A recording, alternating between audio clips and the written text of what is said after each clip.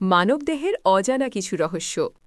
মানুষ সৃষ্টির সেরা জীব, তার মাঝে মানবদেহ সবচেয়ে জটিল একটি শরীরবৃত্তীয় সংগঠন।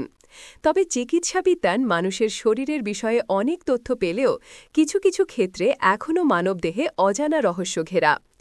আজ আমরা মানবদেহ সম্পর্কে কিছু তথ্য জানব যা হয়তো অজানা ছিল আমাদের অনেকের কাছেই। ১. মানুষের দেহে ৩,৫০,০০,০০০ নাড়ি আছে। এর মধ্যে ৭২,০০০ নাড়ি একটু মোটা। এই ৭২,০০০-এর মধ্যে ৭০০ নাড়ির গায়ে ছোট ছোট ছিদ্র আছে। আমরা যে খাদ্য বা পানীয় গ্রহণ করি তার রস এই ছিদ্র দিয়ে নাড়িগুলোর মধ্য দিয়ে প্রবাহিত হয়ে দেহকে তাজা রাখে ও দেহের বৃদ্ধি ঘটায়। ২.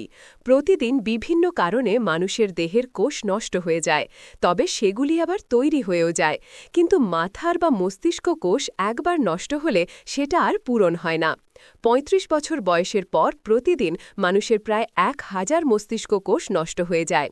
এর ফলে বয়স বাড়ার সঙ্গে সঙ্গে মানুষের চিন্তা বা স্মরণশক্তি ধীরে ধীরে কমে যায়।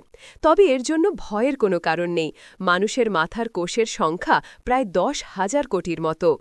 ৩. মানুষের মাথার চুলের বৃদ্ধি বেশ মজার। ২৪ ঘণ্টায় মাথার চুল সমানভাবে বাড়ে না, একটা ছন্দ ধরে বাড়ে। রাতের বেলায় চুল খুব ধীরে বাড়ে। সকাল হবার পর থেকে এর গতি বাড়তে থাকে, আর বেলা ১০টা থেকে ১২টার মধ্যে সবচেয়ে বেশি বাড়ে।